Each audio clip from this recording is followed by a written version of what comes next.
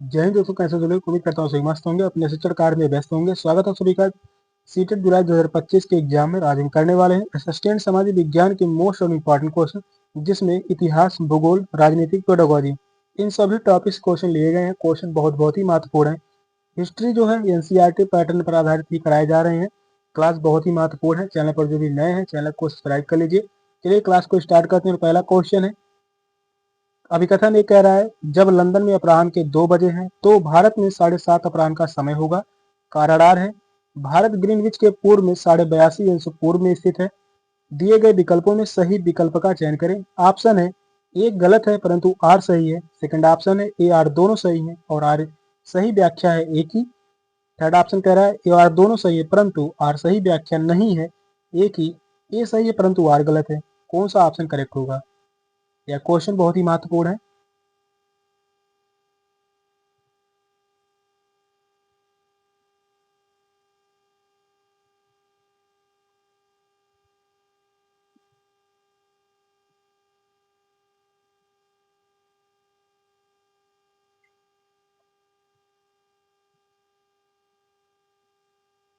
समय से संबंधित क्वेश्चन सेट के एग्जाम में 2 क्वेश्चन पूछे जाते हैं। क्वेश्चन बहुत ही महत्वपूर्ण होते हैं।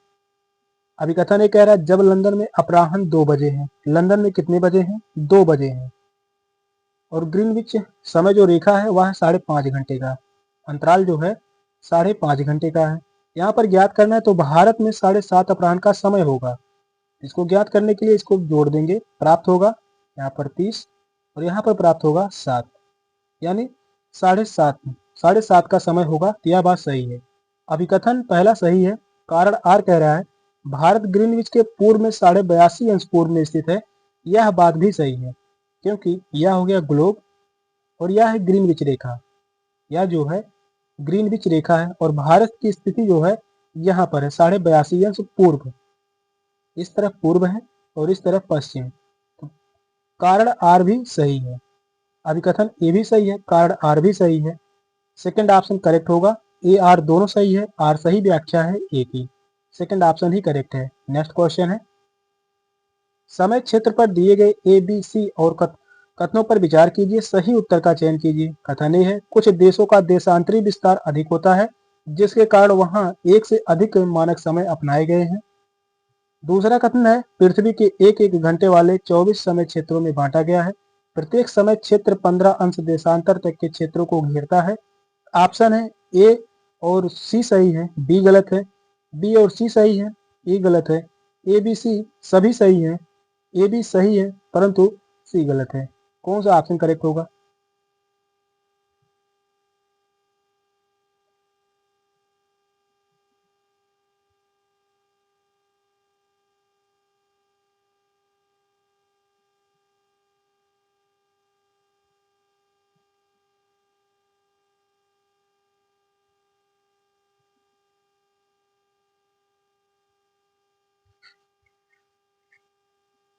क्वेश्चन यह भी बहुत ही महत्वपूर्ण है। क्वेश्चन कह रहा है, समय क्षेत्र पर दिए गए 3 कथन दिए गए हैं। इन तीनों कथनों में कौन से कथन सही हैं?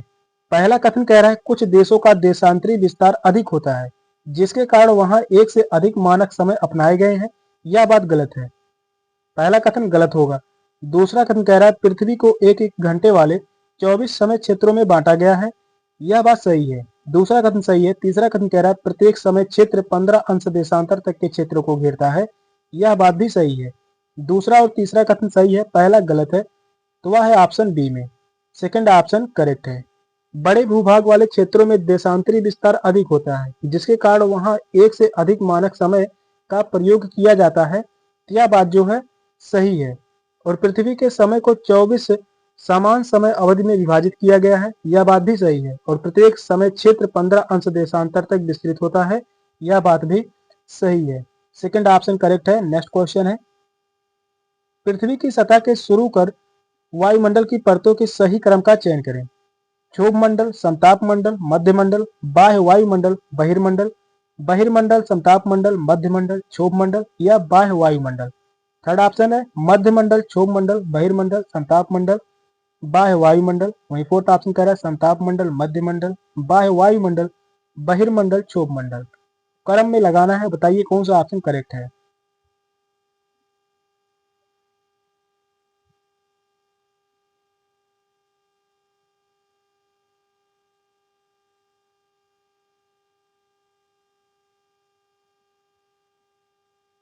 पृथ्वी की सतह से शुरू कर वायुमंडल की परतों के सही क्रम का चयन करें। यानी पृथ्वी की सतह से शुरू करके अंतिम चरण तक जाना है।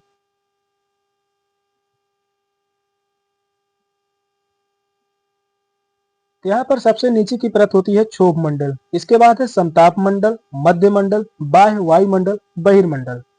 फर्स्ट ऑप्शन ही करेक्ट है। इस क्वेश्चन को एक बारी मैप के माध्यम से समझते हैं, फिर याद करने की जरूरत नहीं पड़ेगी। यहाँ पर देखिए वायुमंडल की परतें दी गई हैं। सबसे नीचे का परत है क्षोभ मंडल, जिसकी पृथ्वी से ऊंचाई है 0 से 12 किलोमीटर। इसके बाद है समताप मंडल। समताप मंडल में वायुयान उड़ाने के लिए सबसे सुरक्षित मंडल माना जाता है। इसके बाद है मध्य मंडल। मध्य मंडल की विशेषता है उल्का पिंड आसमान से उल्का पिंड प्रवेश करते ही मध्य मंडल में जलने लगते हैं। यह क्वेश्चन पूछा गया है और यह भी पूछा गया है वायुयान उड़ाने के लिए सबसे सुरक्षित मंडल समताप मंडल। उल्का पिंड किस मंडल में प्रवेश करते ही जलने लगते हैं, तो वह है मध्य मंडल। इसके बाद है ताप मंडल और सबसे बाहरी मंडल है बाह्य मंडल। इस क्वेश्चन का जो राइट आंसर था ऑप्शन ए। नेक्स्ट क्वेश्चन है, ऋतुएं निम्नलिखित कारणों में से किस कारण से होती हैं? मकर रेखा पर सूर्य की सीधे किरणें 23.5 अंश दक्षिण पर पड़ती हैं। पृथ्वी का परिक्रमण और एक ही दिशा में उसके अक्ष का झुका होना। पृथ्वी के अपने अक्ष पर इर्द गिर्द घूमने की कारण आभा मंडल बनता है। फोर्थ ऑप्शन कह रहा है पृथ्वी का अक्ष अपने कच्ची सतह से 66.5 अंश का कोण बनाता है। कौन सा ऑप्शन करेक्ट है?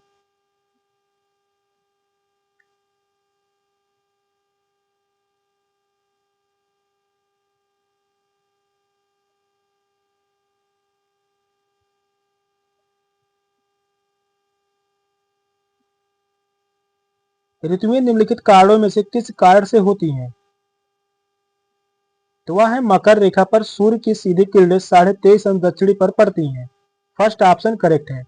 पृथ्वी पर ऋतुओं में परिवर्तन का कारण है इसकी परिक्रमण गति तथा अपनी अक्ष पर 23.5 अंश का झुकाव। फर्स्ट ऑप्शन करेक्ट है। नेक्स्ट क्वेश्चन है, प्रतिशत के अनुसार पृथ्वी के वायुमंडल में कौन सा प्रमुख संगठक है? Carbon dioxide, nitrogen, helium, oxygen. कौन सा ऑप्शन राइट है?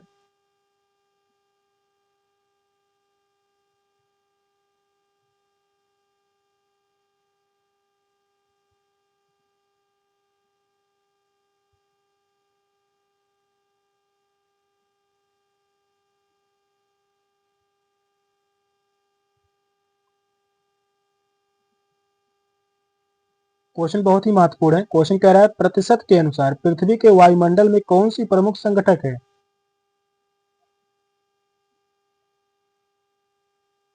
तो वह है नाइट्रोजन। सेकंड ऑप्शन करेक्ट है। नाइट्रोजन।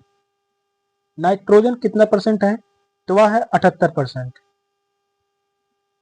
78% नाइट्रोजन है और नाइट्रोजन को N2 से इंगित करते हैं।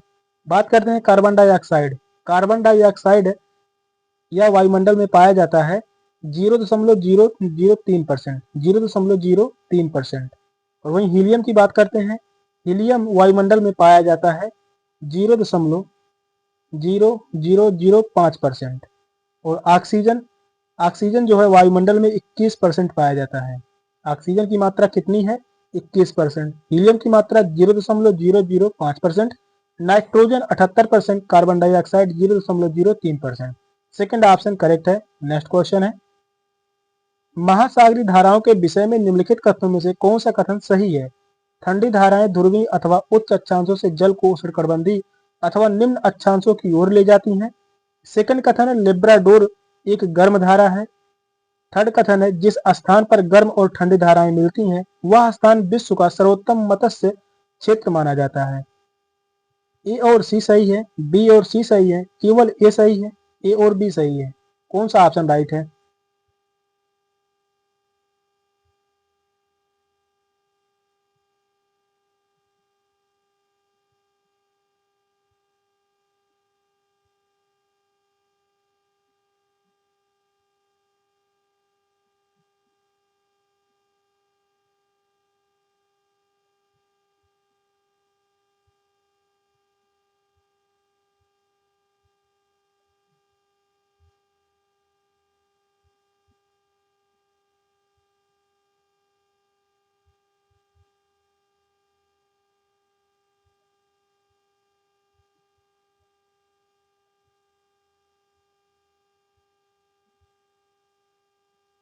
महासागरीय धाराओं के विषय में 3 कथन दिए गए हैं। इन तीनों कथनों में कौन से कथन सही है?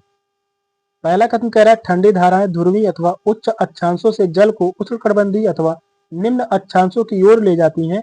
पहला कथन सही है। दूसरा कथन कह रहा है लेब्राडोर एक गर्म धारा है। यह बात गलत है। लेब्राडोर एक ठंडी धारा है। थर्ड कथन कह रहा है जिस स्थान पर गर्म एवं ठंडी धाराएं मिलती हैं वह स्थान विश्व का सर्वोत्तम मत्स्य क्षेत्र माना जाता है। यह भी कथन सही है। पहला और तीसरा कथन सही है। ए और सी कथन जो दिए गए हैं यह सही है। फर्स्ट ऑप्शन में ही करेक्ट है। नेक्स्ट क्वेश्चन है हिमनद के निक्षेपण को कहा जाता है हिमोड़, लोयस, तटबंध, समुद्री गुफा। कौन सा ऑप्शन करेक्ट है?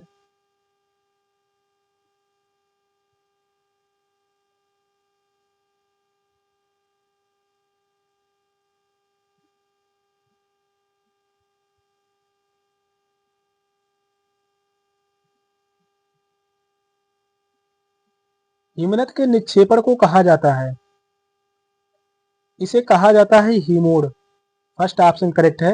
हिमोड़ कहा जाता है। हिमनद के पिघलने पर जो निक्षेपण बनते हैं उन्हें हिमोड़ कहते हैं और निक्षेपण में छोटे बड़े सभी प्रकार के पदार्थ एक साथ मिले होते हैं जिसमें मिट्टी, पत्थर अथवा रेत होते हैं। फर्स्ट ऑप्शन करेक्ट है। नेक्स्ट क्वेश्चन है कथन ए और बी निम्नलिखित वनस्पतियों में से किसकी विशेषताओं का वर्णन करते हैं? पहला कथन है ये वनस्पतियां उत्तरी गोलार्ध के उच्च अक्षांशों में 50 अंश से 70 अंश में पाई जाती हैं। इसे टैगा के नाम से भी जाना जाता है। ऑप्शन है शीतोष्ण पर्णपाती वन, शंकुधारी वन, भूमध्य सागरीय वनस्पति, शीतोष्ण घास। कौन सा ऑप्शन करेक्ट है?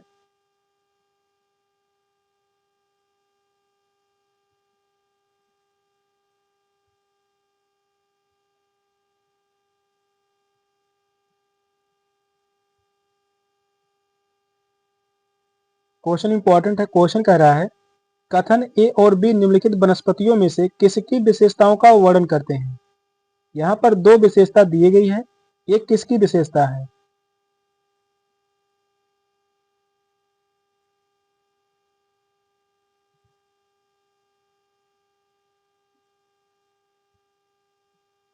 ये विशेषता है शंकुधारी वन की। और सेकंड ऑप्शन करेक्ट है। शंकुधारी वन। शंकुधारी वन उत्तरी गोलार्ध के उच्च अक्षांशों 50 अंश से 70 अंश में पाए जाते हैं और इस वनस्पति क्षेत्र को टैगा के नाम से भी जाना जाता है। ये दोनों विशेषताएं हैं शंकुधारी वन की। सेकंड ऑप्शन करेक्ट है। नेक्स्ट क्वेश्चन है निम्नलिखित में से कौन सी गंगा ब्रह्मपुत्र बेसिन की विशेषता नहीं है? यहाँ पर पूछा है गंगा ब्रह्मपुत्र बेसिन की विशेषता नहीं है। मैदानी क्षेत्र में जनसंख्या घनत्व अति अधिक है। डेल्टा क्षेत्र मैंग्रोव वनों से आच्छादित है। भूमि कृषि के लिए इस क्षेत्र में कृतन और दहन कृषि की जाती है। और फोर्थ ऑप्शन कह रहा है मैदान क्षेत्र में ओक्सबो लेक यानी चाप झील चिन्हित है। कौन सा ऑप्शन करेक्ट है?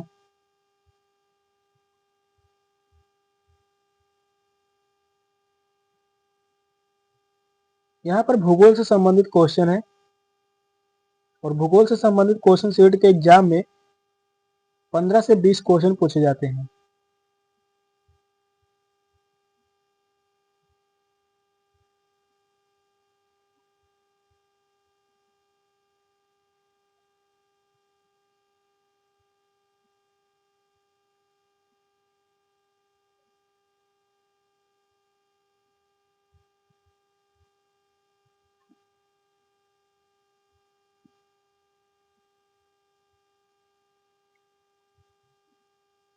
क्वेश्चन कह रहा है कौन सी गंगा ब्रह्मपुत्र बेसिन की विशेषता नहीं है? तो वह है भूमि कृषि के लिए इस क्षेत्र में कर्तन और दहन कृषि की जाती है। यह बात गलत है। थर्ड ऑप्शन करेक्ट है। मैदानी क्षेत्र में जनसंख्या घनत्व तो अति अधिक है। यह भी सही होगा। डेल्टा क्षेत्र में मैंग्रोव वनों से आच्छादित है। यह भी सही है। मैदानी क्षेत्र में ओक्सबो लेक यानी चाप झील चिन्हित है। यह भी सही है। थर्ड कथन जो है वह गलत है। गंगा ब्रह्मपुत्र बेसिन में जनसंख्या घनत्व तो अधिक है और यहाँ मैंग्रोव वन पाए जाते हैं और मैदानी भाग में चाप झीलें पाई जाती हैं और कृषि कार्य हेतु यहाँ की मृदा बहुत ही उर्वरक होती है। थर्ड ऑप्शन करेक्ट है। नेक्स्ट क्वेश्चन है तैराक मृत सागर में तैर सकते हैं क्योंकि इस सागर में ठंडी धाराओं की अपेक्षा गर्म धाराओं की उत्पत्ति अधिक है। यहाँ सागर निम्न ज्वार भाटों की अपेक्षा उच्च ज्वार भाटों को अधिक अनुभव करता है। नमक की मात्रा की अधिकता सागर को सघन बनाती है। पवनें सागर जल की सतह पर तीव्र गति से चलती हैं। कौन सा ऑप्शन राइट है?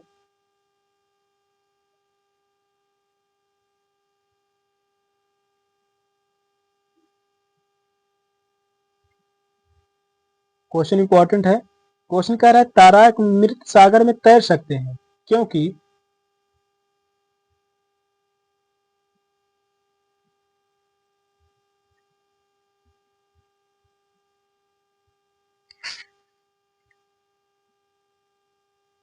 नमक की मात्रा की अधिकता सागर को सघन बनाती है। थर्ड ऑप्शन राइट है। नमक की मात्रा की अधिकता सागर को सघन बनाती है। मृत सागर में तैरना आसान होता है क्योंकि इसके जल में नमक की मात्रा अधिक होती है और इसके फलस्वरूप इसका जल घनत्व अधिक होता है और किसी भी द्रव के घनत्व की अधिकता तैरने में सहायता करती है। थर्ड ऑप्शन करेक्ट है। नेक्स्ट क्वेश्चन है, भूमि उपयोग के संदर्भ में ए बी कथनों पर विचार कीजिए और सही उत्तर का चयन करें। पहला कथन है, भूमि उपयोग से आशय भूमि का केवल कृषि और वन के लिए उपयोग है। भूमि उपयोग मुख्यतः अपनी स्थलाकृत के द्वारा निर्धारित होता है। ऑप्शन है ए गलत है, बी सही है। ए बी दोनों सही है, ए बी दोनों गलत है। ए सही है, बी गलत है। कौन सा ऑप्शन करेक्ट है?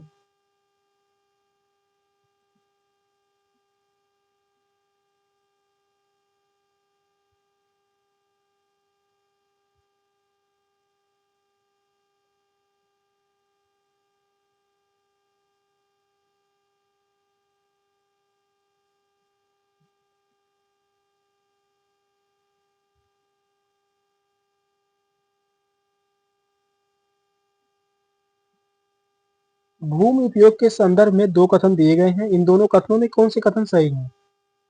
पहला कथन कह रहा है भूमि उपयोग से आशय भूमि का केवल कृषि और वन के लिए उपयोगी है, तो यह बात गलत है। पहला कथन गलत होगा। दूसरा कथन है भूमि उपयोग मुख्यतः अपनी स्थलाकृत के द्वारा निर्धारित होती है, यह बात भी गलत है। दोनों ही कथन गलत है।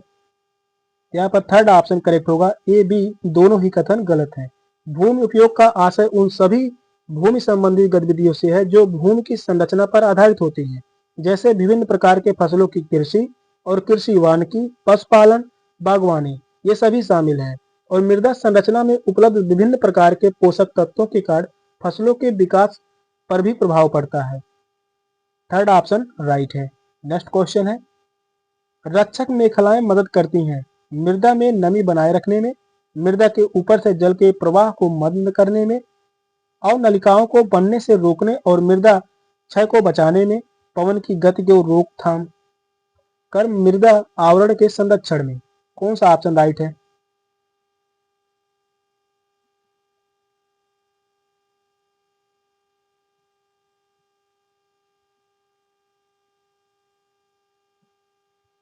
रक्षक मेखलाएं मदद करती हैं।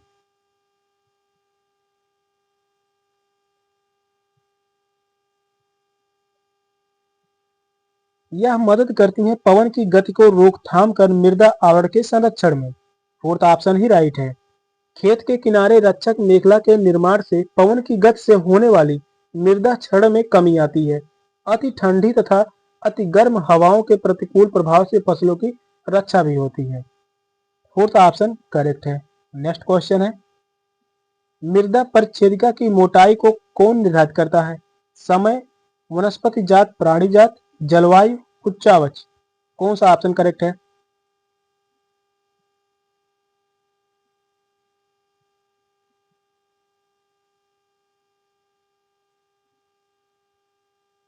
यह क्वेश्चन 2019 में पूछा गया है। क्वेश्चन बहुत ही महत्वपूर्ण है।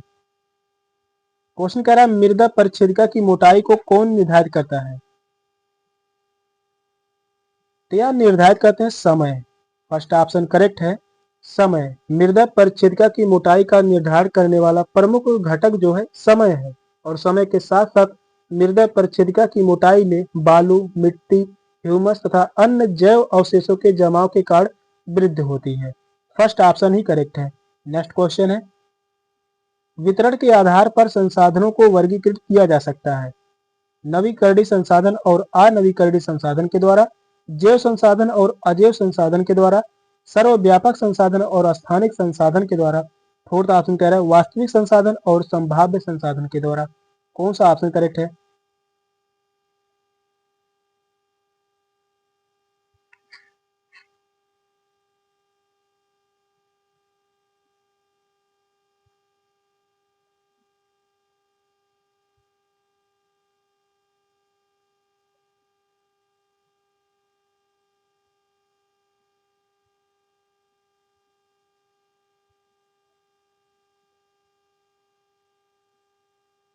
वितरण के आधार पर संसाधनों को वर्गीकृत किया जा सकता है, तो वह सार्वव्यापक संसाधन और स्थानिक संसाधन के द्वारा। फर्स्ट थर्ड ऑप्शन ही करेक्ट है, सार्वव्यापक संसाधन और स्थानिक संसाधन। वितरण के आधार पर संसाधनों को सार्वव्यापक तथा स्थानिक संसाधनों में वर्गीकृत किया जा सकता है। सार्वव्यापक संसाधनों में सम्मिलित है जल है, वायु है तथा सूर्य प्रकाश है। सार्वव्यापक संसाधन में सम्मिलित जो है वह है जल है, जल के साथ वायु है, वायु के साथ सूर्य का प्रकाश, सूर्य का प्रकाश। और वहीं स्थानिक संसाधनों में समाहित है कोयला है, वन है, पेट्रोलियम है तथा अन्य खनिज पदार्थ हैं। स्थानिक संसाधन में कोयला है, कोयले के साथ वन है और वन के साथ पेट्रोलियम,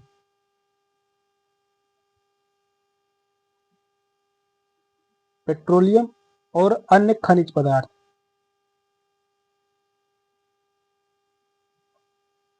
खनिज पदार्थ थर्ड ऑप्शन करेक्ट है।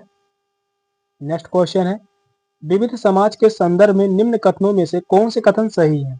जिसमें संस्कृत और सत्ता में विभिन्नताएं मिलती हों, जिसमें भाषा धर्म और संस्कृत में समानताएं होती हों, जिसमें भाषा संस्कृत और धर्म में विभिन्नताएं और समानताएं पाई जाती हों, वह समाज जिसमें भाषा धर्म और संस्कृत में विभिन्नताएं और असमानताएं पाई जाती हों।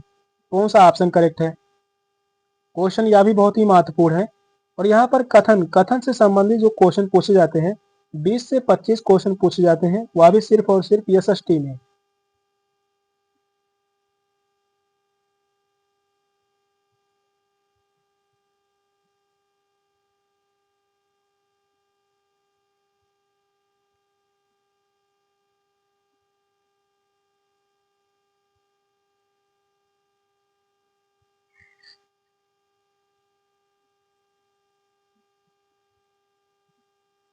विविध समाज के संदर्भ में निम्नलिखित कथनों में से कौन सा कथन सही है? तो वह है जिसमें भाषा संस्कृत और धर्म में विभिन्नताएं और समानताएं पाई जाती हैं।